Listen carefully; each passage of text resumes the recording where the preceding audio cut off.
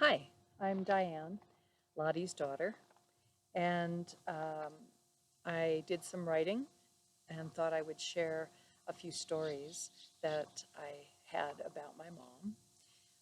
So here we go. I will remember how dramatic my mother was. Once, while she was a Cub Scout den mother, I watched her take large ice cream tubs, which were made of strong paper at that time, and turn them into helmets for her Knights of the Round Table.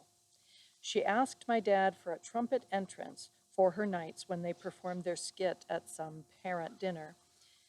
Maybe business was slow on that Saturday, but Dad went down to the recording studio and, playing all of the instruments himself, put together trumpets and other horns, timpanis and cymbals to create an entrance for Mom's Knights, which was worthy of Camelot on Broadway. My parents cracked me up with that kind of mutual support and flashy theatrics. For one of my fourth grade projects, she constructed with me a volcano diorama of salt dough. The demonstration included enough vinegar, baking soda, and melted crayons to erupt our Mount Vesuvius and thrill my young classmates. My mother did everything in a big way. She accompanied school buses of children to Kennedy recording studios and coached everyone in song while my dad explained the basics of recording and then made a phonograph record of the students singing.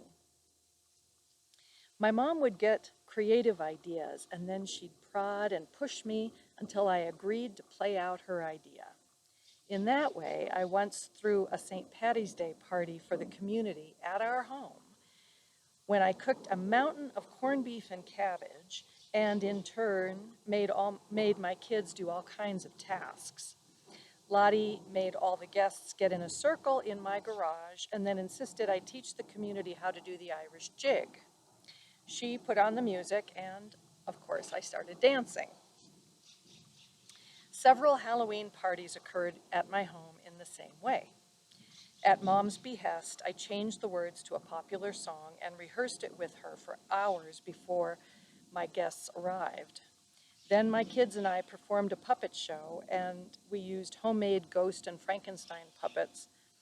I admit that we laughed a lot and had a lot of fun, but it was a lot of work. I remember waking up one Cinco de Mayo, barely finishing my coffee before my mom scolded me. Don't you have any Mexican music? Where's your Mexican flag? Have you told your children the story of Pancho Villa? In the 15 years she lived with me, I became very familiar with her quirks. For example, Lottie had an arsenal of Scotch tape and superglue. Blinds that were windblown from an open window, she'd Scotch tape to the wall. And gift packages were usually wrapped in enough paper glue and tape to require a small bomb to unwrap them. She refused to be considered frail. Several people told me that she'd slap them on the arm if they reached out to help her. I once saw her slap a big, burly construction worker who was trying to help this little old lady cross the street. She was also a stickler for English grammar. If someone asked, "Can I help you?" she'd issue her snarky reply, "I don't know, can you?" I had a personal shopper bring groceries to Lottie every 2 weeks during her last year in Ridgecrest. Mom would call me ahead with a lengthy and specific shopping list. And inevitably, after the grocery delivery, she'd call me and complain that the package of cookies or pickles or dessert was too small. "Why did you send such a small container? I could eat all those cookies in one sitting." Mom and I had many adventures together. We rode horses in Jamaica. Now that was scary. Danced in Haiti, snorkeled in Mexico, kayaked to glaciers in Alaska, rode gondolas in Venice, toured the Mission of Santa Barbara, rode trolleys in San Francisco, floated in a hot air balloon over California's wine country. We bet on horses at Santa Ana, attended the theaters in Chicago. We filmed ourselves pretending to be dying of thirst on the sand dunes of Death Valley. We danced and sang together in more church and scout variety shows than I can count. And we wrote serial stories to each other and sent them through the mail. I took her to Wisconsin several times to visit family, and once arranged for us to stay at a monastery in Madison. We were in Canada on September 11th, 2001. She was 75, I was 45. All flights were grounded. With great difficulty, I procured a rental car and drove us all the way home from Canada's border to Los Angeles.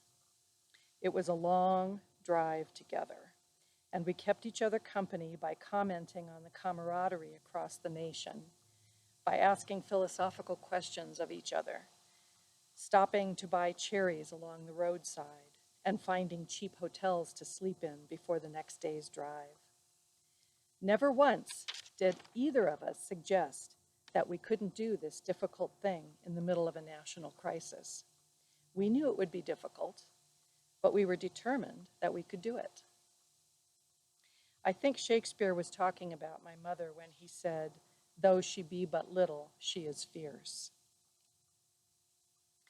There is a great deal I admired about my mother. She had spunk, she had gumption. After relocating with me to Carson City, she wrote a personal letter to the governor of Nevada, telling him to find her a job. She let him know that at age 90, she wasn't sure how much time she still had left, and he'd better make good use of her talents in teaching while she was still here. To his credit, the governor wrote back to her, thanking her, and suggested some organizations she might contact. I will most certainly miss my mother's enthusiasm for life. I will miss her creative spirit and mischievous personality. I will remember she laughed easily. I'll remember that she'd give you a look if you told her that she couldn't do something. And that look, without words, said, "Oh yeah? Just watch me."